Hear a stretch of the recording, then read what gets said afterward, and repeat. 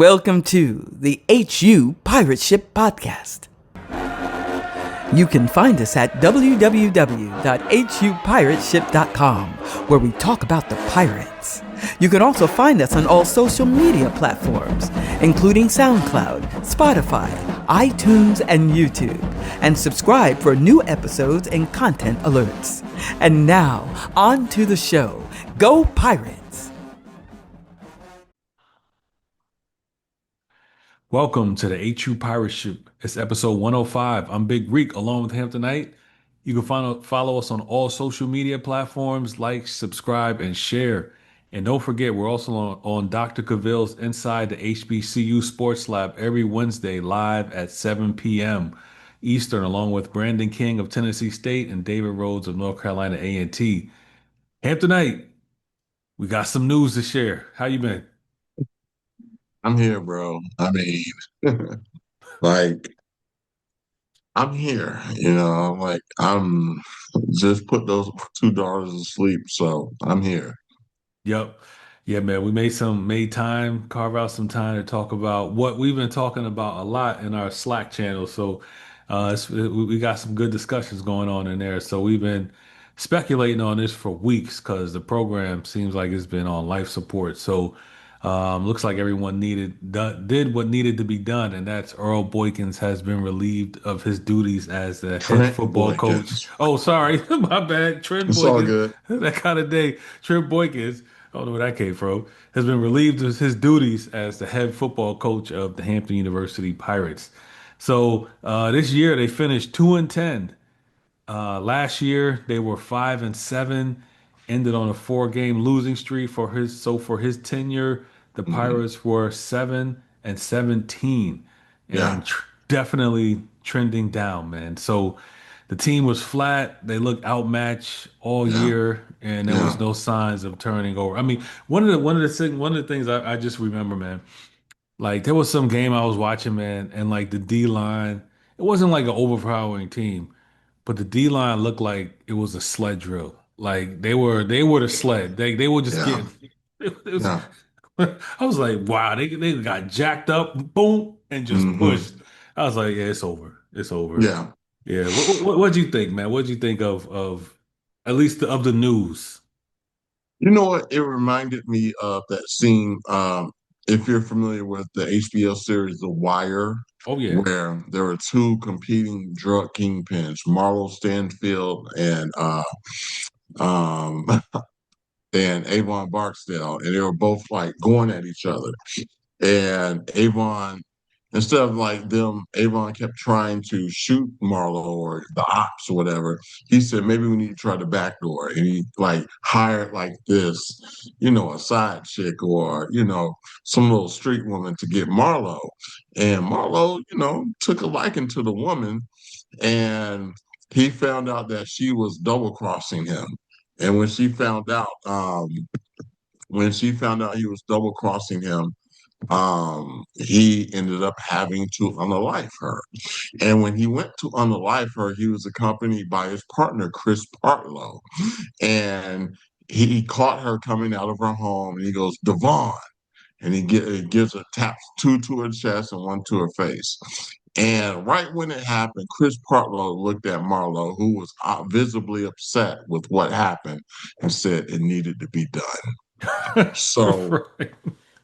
I think I don't know how it went down, but when Anderson, when Henderson, when our brother Henderson walked into Boykin's office, accompanied by President Williams, he did that double tap and then gave him a one to the head. And Williams looked at him and was like, "It had to be done.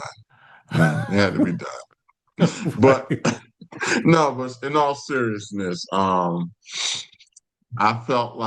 think last year felt like false hope for us because as we're looking at this show script, it said 5-7 last season, and we remember that, like, because he went on that 4-game losing streak where It was all those games were close games, all of Mm-hmm. them, and we were in it to like every game we were in it to like the last maybe minute, the last play, or 2 point conversion away, and we lost all of them very closely, and we were just like really enamored, like okay, like we there's some fight in this team.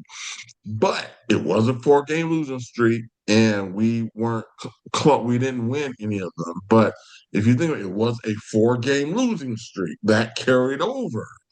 But so even though we were close, we didn't. We were still. We had hope. But to be honest, those weren't his players. Those were Prunty's players, and Prunty's players were handsomely rewarded in the off season. So he had to recruit some replacement players, and a lot of those replacement players honestly should have stayed where they were. Some of these guys were D2 talent.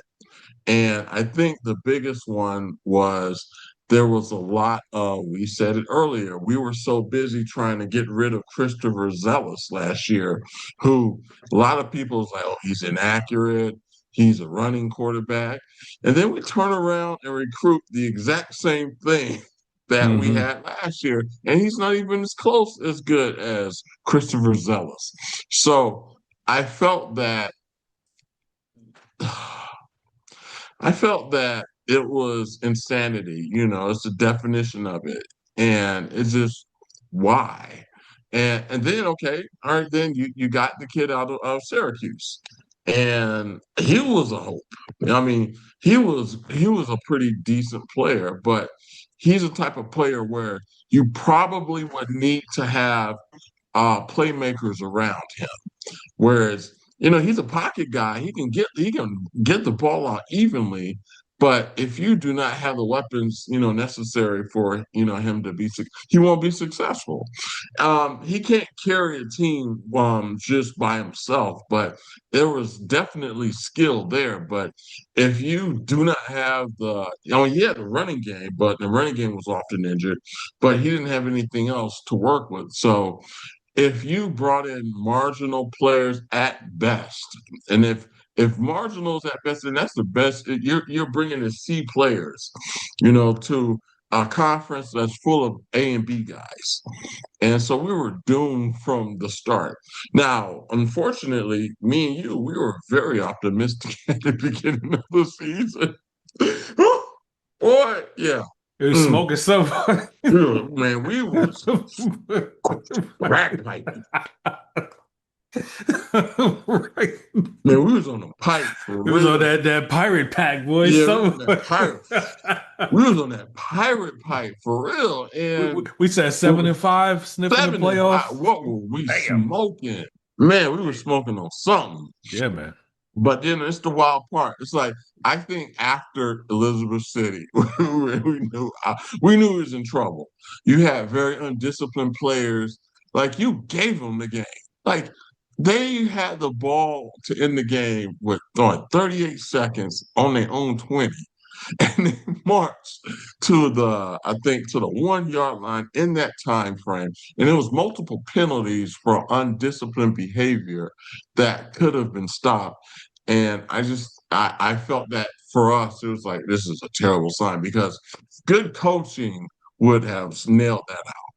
Good Yeah. coaching or good discipline or a good grasp of a program would never have have that wouldn't have happened. And to be honest, not even did you ever see a Prunty's team do that? No. No, not at all. Not at all. A Maynard team, yeah, yeah, it was more him. He was the one who was yelling. And I think, yeah, it's like you didn't really see it, but I'm not gonna say you totally lost control, but you just cannot bring in those type of players into a program. And we knew we were in trouble at Elizabeth City State. By the time Howard came, it just confirmed it for us. It was just denial after that. Yeah, I hate to say it. I mean, I don't want to say this, but I was watching my wife watches the game. She gets kind of invested too because she likes football. So she was just watching and she was just like, "Yo, where'd you get some of these guys from?" Like, because Mm-hmm. she knows football. And it's not necessarily about, pure ability. Hmm. like you could tell just watching, yo, we got some straight up knuckleheads out there, Yeah, or had some, and like it didn't yeah, seem like Coach had the yeah. ability to rectify some of Rein that. them in. Yeah, man. We had, It's like those type of players don't really come to Hampton, you know? Or even it's interesting that I recall we kind of had something similar that was during, I think, Maynard's second or third year. We had like a couple of kids that Michigan State transfer kid. And then we had the linebacker from Marshall, those guys that really needed to rein in on the discipline, but were like very good on athletic talent. It's like athletic talent was undeniable, Mhm. but the knuckleheadedness was way more significant than them and their great athletic ability. And we suffered for it because we played Monmouth and we had Monmouth on their own one. Own one. It was like a third and it was like a third and a nine or third. It was third and something. And of course, one of the guy that we were mentioning jumped off sides because again, undisciplined behavior. A guy that you just gotta rank. It's like, man, what is wrong with you? It's like go home or it's like just sit on the bench. Don't come in here. A guy like him was only good for when we maybe need a comeback and he's an emotional support guy, but in a critical moment, it was that type of play where he jumped off sides, they get 5 yards, end up getting the third down, march down the field, put us in the overtime, which we eventually lost. But they went 99 yards because of stupidity. Yeah. But it's like those type of players don't come to Hampton, and we saw and a big assortment of them this year. Yeah, I mean, this team finished dead last in the CAA in penalties. Whew. And doesn't it feel horrible? Like it's okay to like you finish dead last in the MEAC, it's amongst the family. But when you finish dead last in this conference, it feels like, you that coworker that walks into corporate America and you ain't met your sales quota and everybody questioning you, like how'd you get here? Are you an affirmative action hire? It just felt it's like I hated seeing programs just waltz into Armstrong and just beat the doors off. Yeah. So a lot of that is, you can't recruit D12, D2 kids or D3 kids to play Division I ball. Yeah. And like a lot So of them so kids. so why did we think that this team would finish 7-5? I mean, I'm thinking back to it. Like, I think at some like the D line, it seemed like they had some recruits who had some potential, like the Hmm. West Virginia defensive end transfers. They had Yeah, some D linemen who. So yeah, you're assuming that they were round in the shape. The yeah. secondary was tough. We had some guys coming back, so we knew they would be good there. We had good linebackers. So we're assuming that, all right, you can coach up the line. Offensive line, historically, they've produced good linemen, always Hmm. had good running games. And as everyone told us, man, Freeman Yep. was a good That quarterback. that's what it was. Everybody told us that. Everybody said Everybody. it. But though, then it's the wild part. Everyone said it, but the people that I normally follow that are really tuned in weren't saying it. And I Mm, didn't listen to them. And I'm not mm, going to call them out, but the people that are tuned into that guy or tuned into these type of things they were silent. mm. And I thought like, okay, anything could be better than what we had with Zealous, you know. And like Zealous said, I mean, you give him some time, he could do something, he can make some magic. But this kid that we had, oh my God, he looked shell shocked early against Jackson State when those short passes, those short crossing routes weren't working. What do you do? I'm gonna run the ball. Yeah. And you can only get away with that so few times. So it's just that, like, to me, you sold your fate when you brought in that kid. Like, Yeah. you thought he was probably good enough to hide other deficiencies on that offense. And the fact that he couldn't do that, then you were totally exposed. Let's say like, and, you take Josh Allen off the Bills. Who are they? You Yeah. know, you Yeah. take Lamar off of the Ravens offense, they're not, I mean, they're pedestrian. They got Derrick Henry, but so they thought this kid was probably something that he wasn't, and we proved it, and they proved it right. I mean, the person that I followed that knew exactly about this kid, yeah, he wasn't saying a word, and he knew it was coming. Yeah, wow. And like I had talked about on one of our shows, like I had a long conversation with DC who coordinated against them, and he just Mm. broke him down. It was like he's good. He was assuming that, with Hampton you have elevated talent and everything that can help him achieve, because he had all the physical tools. He get a little slightly, well, I won't say better He couldn't. coaching, He, but he wasn't accurate. yeah, You but give you were hoping that he could like become accurate, or and no, then you if you can't do got that. playmakers out there, but yeah, Like, and from what I mean, when Coach Prime left Jackson State, he said, "Get a quarterback that can sling it." He like the CAA is all about third and eight, third and eight, third and eight. You can't run on the third. Like, okay, if they're gonna zone you to death, you gonna run on the third and eight. They're looking right at you. So yeah, I just looked at it as, yeah, we went like he got coaches fired, and and I hope that check was good. Well, get your degree. right, right. Yeah, it's a bad team. I mean, it was Yeah, this is the worst team in a generation. like Don Rose didn't have this. I No, think he maybe went three wins, 3 or 4, but he didn't have this. No, yeah, this be no, yeah, this is. I don't know. This is we're since the talking about '90s, since the '90s, man, '90s, and I '90s. think no, I don't think we had that in the '90s either. It's probably the '80s Mm, because Joe Taylor replaced a coach that was notoriously won 4 or 5 games. mm. Like we're talking the '80s, man. This is bad. Yeah, it's so bad, man. I mean, we've been talking about it. Like, I stopped watching the games, Me and too. Me I too. I said, AD Henderson, like, he knows football straight up. Yeah. So I was like, but if the school didn't have the wherewithal to make a move, I wasn't gonna watch next year. No. We talk about it, but I would Yeah. not. It would, I, yeah, it was. I like the way you get like Howard beat us. Like not only we stole some, Howard beat us like uh, It like was I don't. easy. It It beat was us like easy. it was like child's play, and we knew that it was coming. That Thank you. We never knew it was happened. coming. So it's like did they even show up for that game? I mean I'm always at a game. This is the first one I was just like, man, you know what?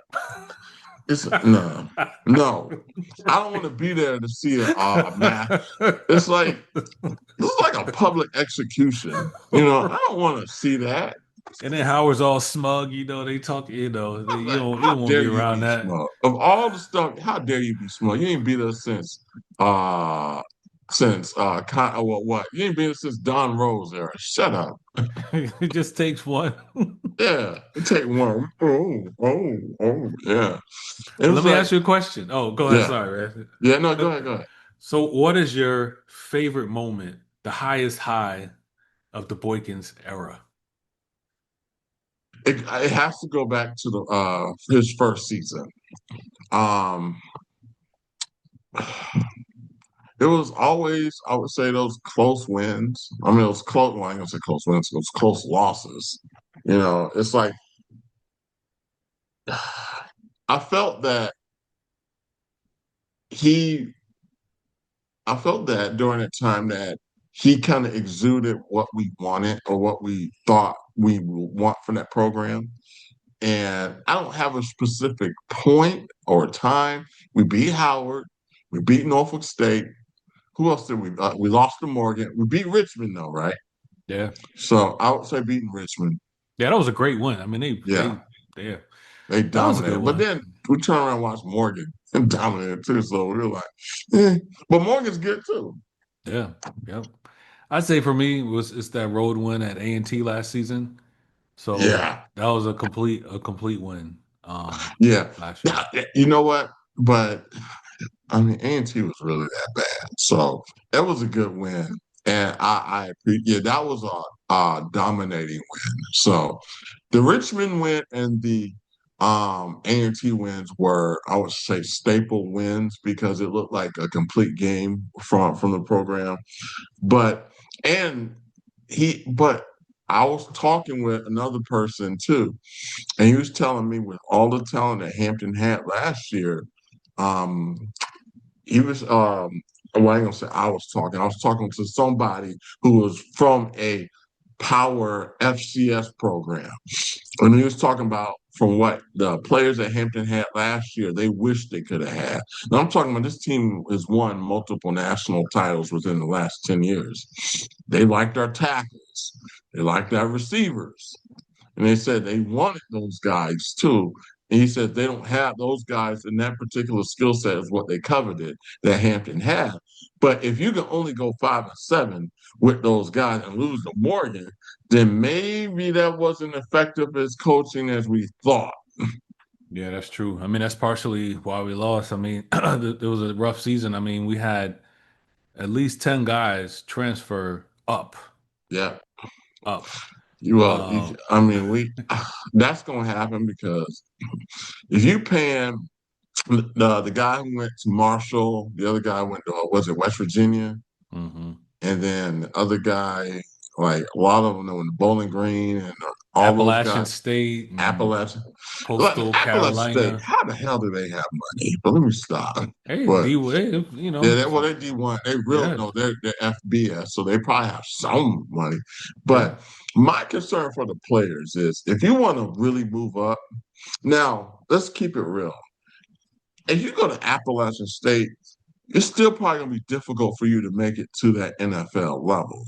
You know, I would say, listen, I mean, okay, take that if you want that little short-term money, I get it, you need it, but that Hampton degree, I'll take that in a heartbeat over a little change, a pocket change that you're probably gonna buy a Hellcat with anyway. So That's right. No, no, that's yeah, like you said, we ain't where you should get your money, right? But you got to be a little more strategic about it yeah. and where you go and how much you get. It's kind of like there's a good video circulating by around with Hampton's one of the men's assistant coaches, and he's talking about how they talk about percentage of the corporation, like how Mm-hmm. much percentage players get. So it's like if a basketball team has a $10 million NIL budget and you get Mm-hmm. 100,000 of it, Mm-hmm. that's a lot of money, but that's really minuscule to the school. Like that's a accounting error, Mm-hmm. that's a rounding error. So for you, you Mm-hmm. get, but it's not enough money to where they have to think about you or care about you. Now, if Yeah. you're at Hampton and Hampton has $1 million NIL budget and they Yeah. giving you 100,000, they're saying, "Yo, you are the guy." Because one thing I think guys are forgetting, like these dudes, you and I both played sports and stuff like that. But they've been training at this since they were middle schoolers Mm-hmm. earlier. So you finally reach the ultimate goal. You get to college, and then you go ride the bench. Mm-hmm. What's more important? Like if I'm a kid and I'm advising someone, if you're at Hampton and assuming the program is being run correctly, I would stay for like 2, 3 years. You could accelerate, get your degree, Yeah. dudes are getting the NIL money at Hampton, and then Yeah. your graduate year, then you go somewhere, Yeah. you get the second degree. But like you jump Absolutely. around, your credits don't transfer, so you never really graduate.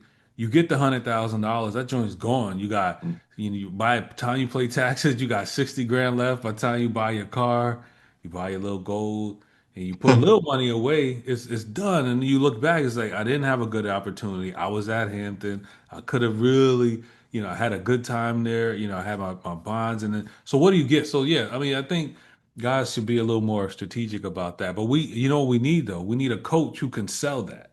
You know what I'm Yeah. saying? You gotta say, yo, here's why you should stay here. Like Yeah. my son was playing right. I would be like, yo, I'll be looking for the exit right now. Yeah. You know, so you got to sell it. Yeah, you know what?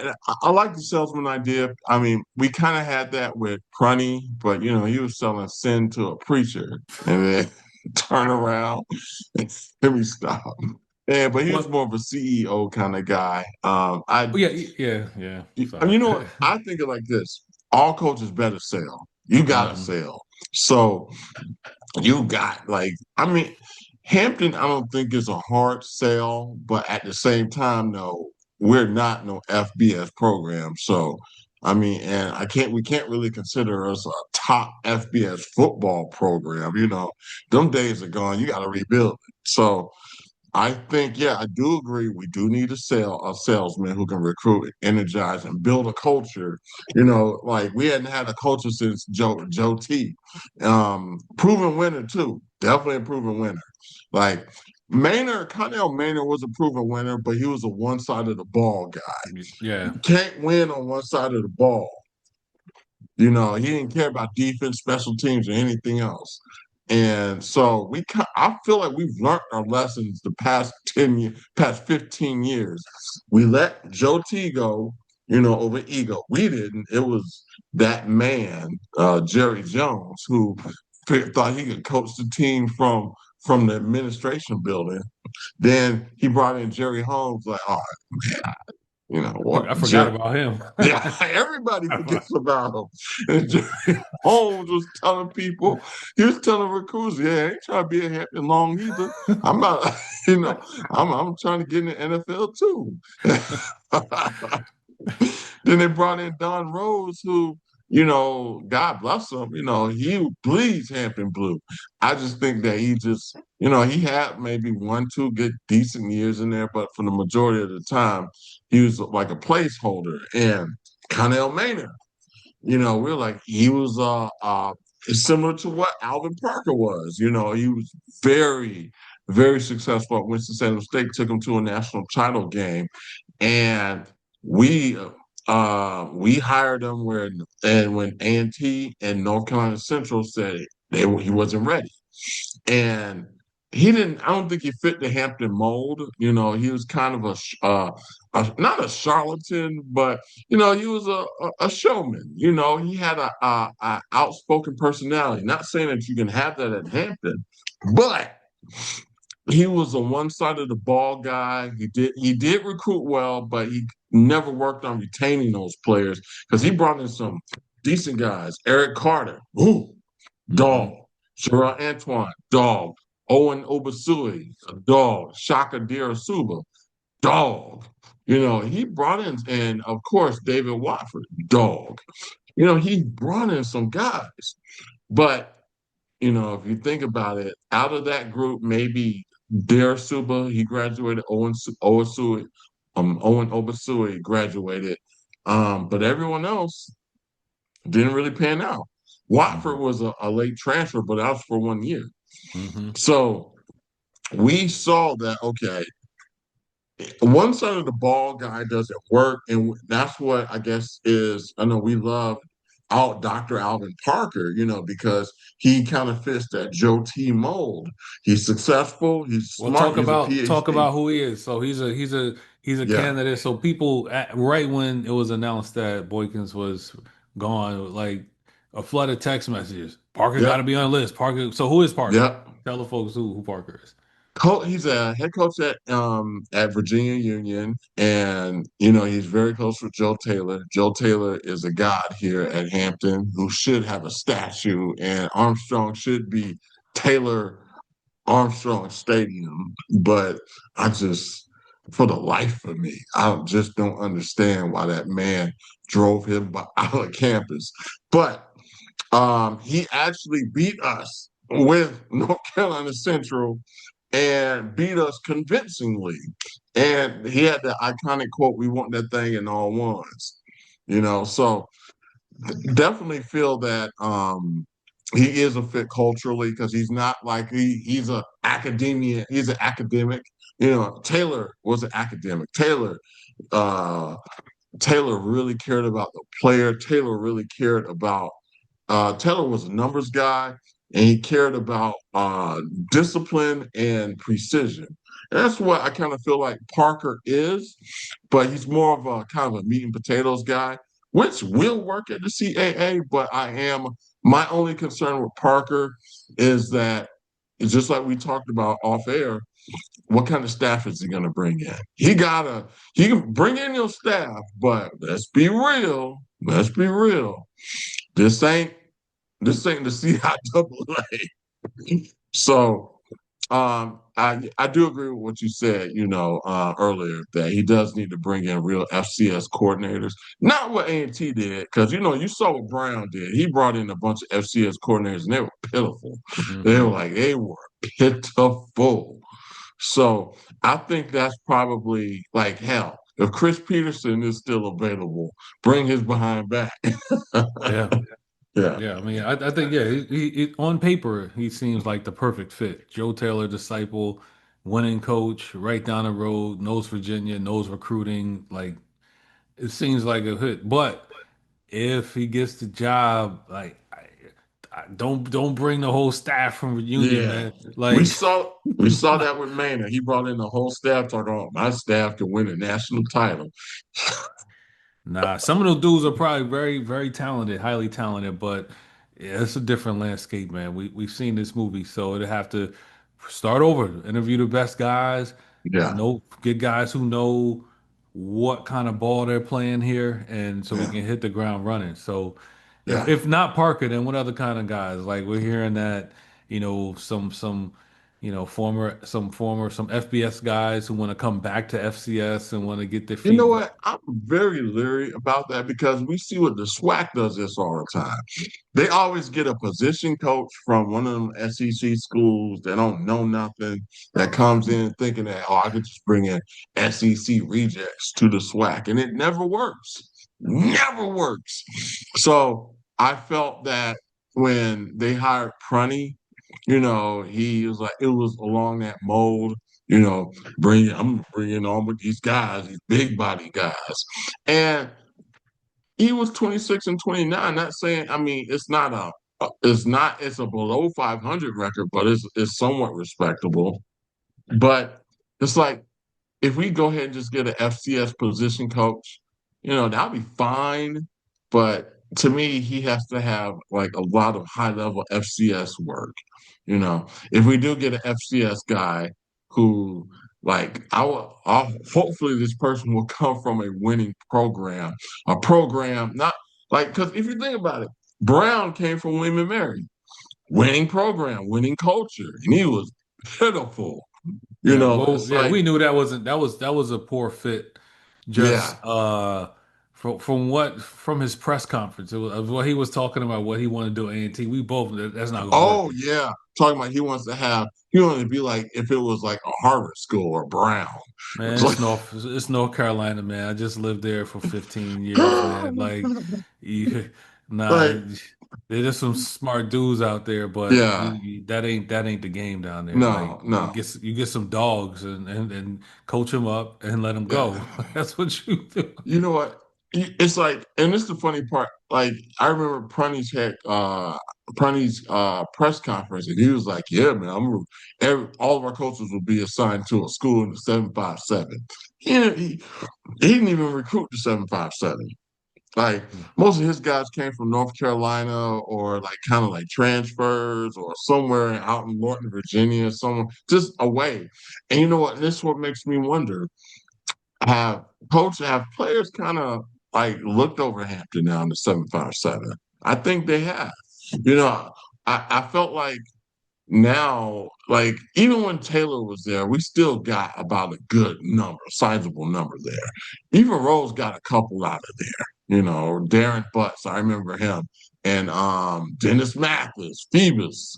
The next Alonzo Coleman. He brought in those guys. Then he and Dyree McCain. Rose brought in those guys. Maynard didn't bring in, he didn't bring nobody from there. So Mhm. I feel like the 757 definitely has a talent there, has enough talent. And to keep it real, a lot of these kids ain't going to Division One programs now because of high school. The way now most FBS and FCS programs are only recruiting portal kids. So there's enough talent in the 75-7 of guys who might not be able to get to the program they want to, but they can get to Hampton. Yep. So, but how do you make Hampton sexy again? That's the problem for the new coach coming in. Yeah, I mean, maybe he can ride the wave. Like, did you see there was a story this week about how, for the economy and different reasons, like a lot of universities are, especially HBCU, the enrollment is starting to decline.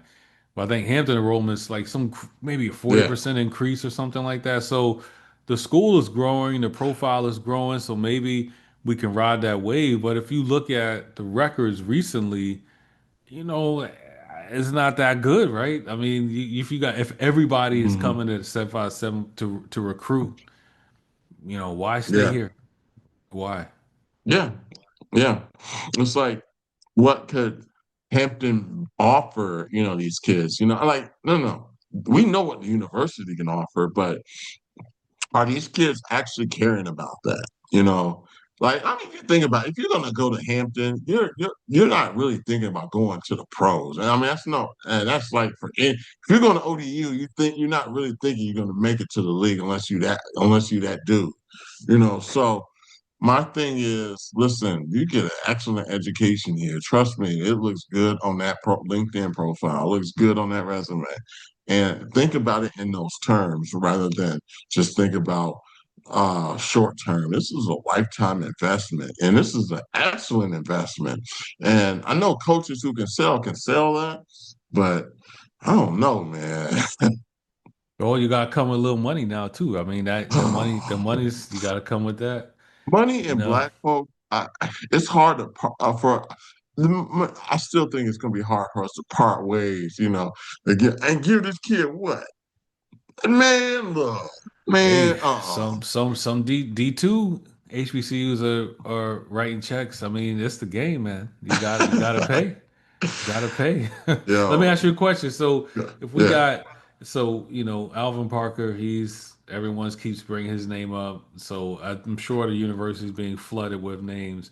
So the coaching is to TBD. From what we're hearing, that he's going to have resources. It's not yeah, like he's going to be able to have some money to make some moves. Is yeah. there who do you, if you're looking at the roster, Uh-huh. who on offense are you trying to keep? Oh, we look at it now. You know what? We're keeping all the running backs. Running Yeah. backs got to stay. So, um, all right. I'm gonna say this. Freeman is what? Oh yeah, he gone. Oh, he's out. Yeah, he's out. Yeah, He's he's gone. out. Yeah, he. He's Chavis, he got to stay. who's he? Number 3, the Oh, the running back. running back. Yeah, and number Yeah, five, him and yeah, Golds. Yeah, number him and Goldsmith. Goldsmith. Yeah. Pam, Pam. I mean, I hope like those two definitely Pam. How do you like Will Hicks? You know what? He came on late.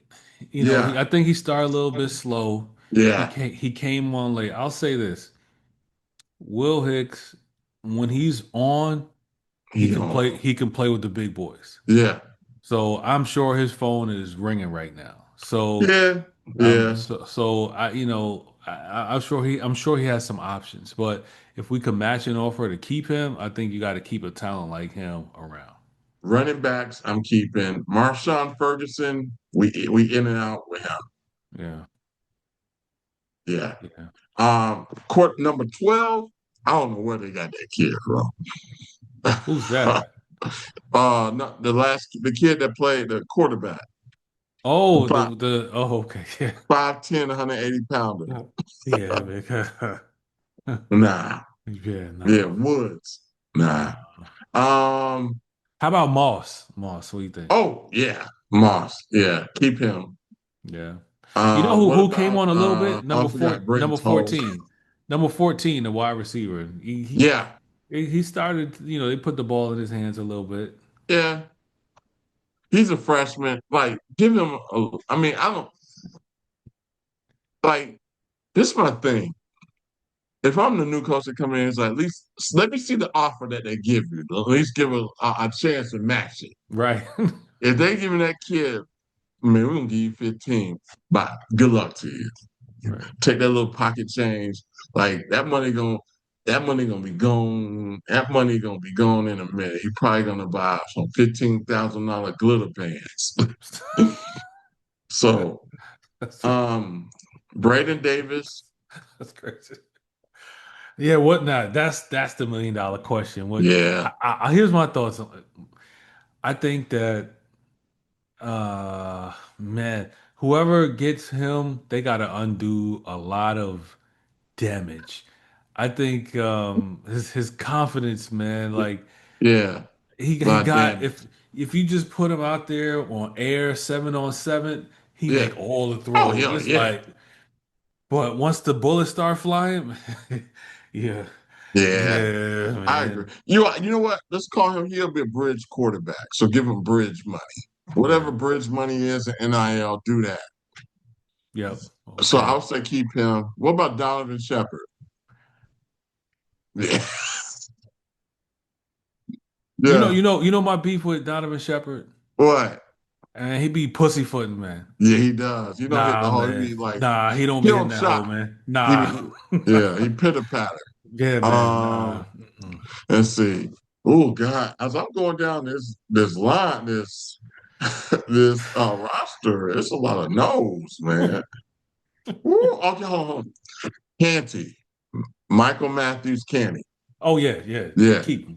yeah. He got Keep bulk up him. though, man. I need you to put on about a good 5-10 pounds. He can do that. He a young kid. Yeah. Yeah, He needs to be able let him get about 225. yeah, Yeah. If he yeah, gets to 230 and he's still lethal, yeah, he'll be nice. yep. Um, let's see. Ooh, the offensive line, Garnett, nah. Um, oh God. Oh, I mean, I'm going down this one. Oh, offensive number 72, Bryant, Dakari. Mm-mm. What about number 73, Urso? Like he'll be playing and then he ain't playing. It's like he's on the field, he's off the field. What's going on with that? Right, Do they say, man, what you doing, man? Are you on the block or not? Or is right. this a scheme thing?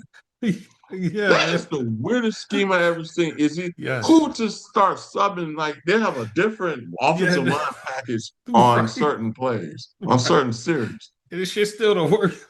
It's the dumbest thing I ever seen. I never saw that. Yeah. Omari Allen. He can go. He can play. He can play. Not Yeah. go leave. He can play. I mean, I yeah. bridge money. I call it bridge money. Um, oh God, no. Ooh, it's a lot of no. Christian Greenlaw. Man, we were big on him. I think we're battling through injuries. I hope it was injuries. Yeah. Nah. Let him he can go to Tuskegee. He can go to Elizabeth. He can go to Fayetteville State. Let me ask you a question. Yeah. We got a 6'2", 190 tight end, man. 6'2" what? 6'2", 190 tight end, man. You know, that's why you get fired. That's how you get fired. 6'2", 190 tight end. That's Division 3, man. Dude, that's not even football. That's basketball. That Oh dude man. is a shooting guard. You know what though? This is why you get let go. This is why you get let. Who decided to make him a tight end, man? Right. Oh, but you know that's why you get let go. Right, dog. I mean, I guess there were some injuries. A big man, what's a real our real tight end was hurt early in the season. Oh, Pazan. Yeah, so I guess you got to fill in. But he said a shooting guard and tight end, Man, the please. point That's how guard. you get let go. Man, I'm gonna just sneak him in there, man. He's sneaky good. He's a vertical guy. Nah. All right, so offense, yeah, it's kind of, yeah, Nah. okay. You know who I think they should bring back? I think they should bring back all of the young defensive ends. Oh yeah, I agree. Bring him back. Bring them Yeah. all I back. mean, but you're not getting starter money. You getting like just like here. It's comfortable, happy money.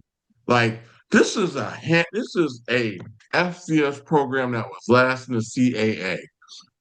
This is not, this is not one of the top 5 BCS programs. So, like, if you're thinking you deserve that kind of money, then Yeah, you go. gotta, the new coaches, they're gonna say, "Hey, send me your film, man. Send me." So, Or they're gonna be like, get the bums like, out of here and well, cut I off ain't my got it, light. man. I ain't got it. Yeah, no, get them bums up out of here and cut off my light when you close the door. I would like to bring back the entire secondary, but Yeah, up here, man, that's. Uh, I yeah. mean, they're very talented. They were coached up well, but sometimes they made some of the worst mistakes, Yeah. mental But I stuff. kind of felt that with that secondary, sometimes it seemed like really bad coaching. Like they were just out of place. Or it'll be 2 people in one spot and you're just like the receiver ain't even there. So it's just like, what's going on over here? All right. So, damn, that's kind of man, yo, that's why I pulled up the roster. I was like, wow, okay. Brett Nah. Starling, he had a good year, right? Yeah. Is he what is he, a junior? Red shirt freshman. Keep him. But you I know think what? you I You know think what's you might gonna have to happen to pay that him? man. You might have to pay him. ODU, or like a program like ODU, or a program uh like where is he from anyway? It's a good question. Yeah, I'm pulling him up. Starling. Oh, I don't know if he has any more eligibility, but Jet Johnson, number 7, he had some good moments at Yeah, wide he did. receiver. Yeah. Oh, hold on. Brett Starling's from Hampton. So yeah, so I mean, I think that it's good for that he stayed. So Okay. yeah, number 7, he came on too. So Man. Oh, our long snap, but he's a senior. Jonathan yeah. Ward, he's out. So it Whew. basically sounds like this is going to be a total redo. So we pretty much need to expect another ass whooping next year. Strip it down to the studs, man. Yeah, to the studs. Wow. Studs. Dang. All right. Uh, so that's what the GM's gonna be working with. So the portal should be lighting up. That's pretty much it, man. Yeah. We'll see. I think it's gonna move quickly because you gotta move quick nowadays, right? You gotta have a coach probably by late December, January. You gotta have him in. And then he's gotta bring his staff in and hire too. Yeah. So that's gonna be difficult. Gosh. And any thoughts about this season before we end the show? Just like what's your most like deep thoughts about how the season played out, man? I would say it was off the field more so than anything, the level of concern from our alums. They were really, really into like because sometimes, it's like we were here because we're deep in it, but from corners that we never heard from, people were really concerned. And that to me showed like, okay, people are actually really into this. And so I felt that to me I think when people saw that Elizabeth City State game, like, We should have they, lost that game. Should have lost it. oh, yeah, it was pitiful. Then when Howard came, it was like, that was even worse. And I think as the as the season went on, like people don't understand football and basketball are representatives of the university. And in a lot of instances the band too. Like the band for our culture, yeah. But as a calling card, the football and the basketball programs are the very first vision of the university and how the university is doing. And I think the way that we were getting outclassed, outdisciplined, out hustled, just flat out dominated on the football field, really made a lot of us feel horrible about it. If you think about it, I'm when we played Towson the other year, and I went to Towson. And I just remember watching my alma mater walk into my grad school, and I'm like, hey, yeah, man, I'm so happy to see y'all, and just to see my old classmates just kind of laugh at like, man, what in the world kind of program y'all got? And I was just sitting here like, I hated it, like I couldn't stand it. I couldn't stand it watching some of these other programs when they come to Armstrong. They beat us up. Like they literally would just wipe the floor with us on our own campus and then had a nerd start walking around the campus like it's theirs. Mm. It's just like I felt that if this was our Army, the football program and the basketball program, then we have a really weak and inept Army. And I think that it was very evident from the vitriol that a lot of the alums had. And my thing with the alums is that they didn't understand where the anger was, or they didn't understand how it got to this point. They just saw the end result. They didn't even know what Prunty was doing. They didn't know that or all the stuff that mess that he had, but they just only see the end result of it, and they just start complaining. And then a lot of us, me and you included, were the ones that were constantly, y'all, well, you don't know what really happened, and blah blah blah. And we're apologists. We're not apologists. It's just that you guys got to have a clear picture before you make asinine comments. And so that to me was indicative of the biggest thing for me about the program off the No, field.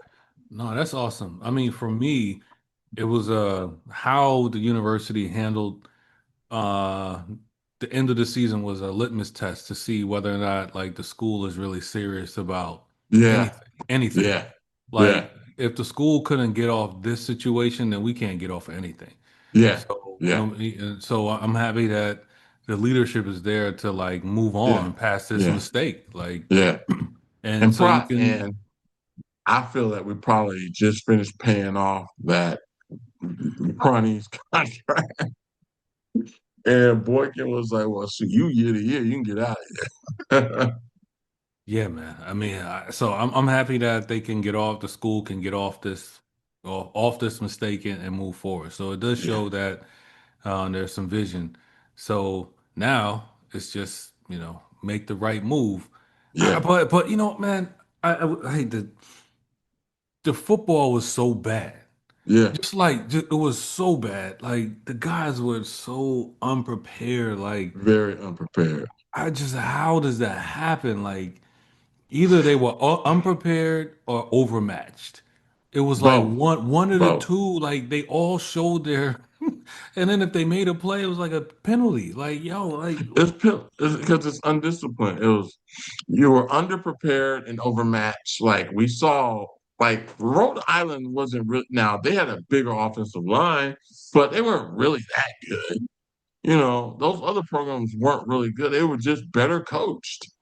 Another thing is, just like we talked about it, what was indicative of this program was very emblematic was we had, I think it was on that last drive of Elizabeth City State, we always talk about it.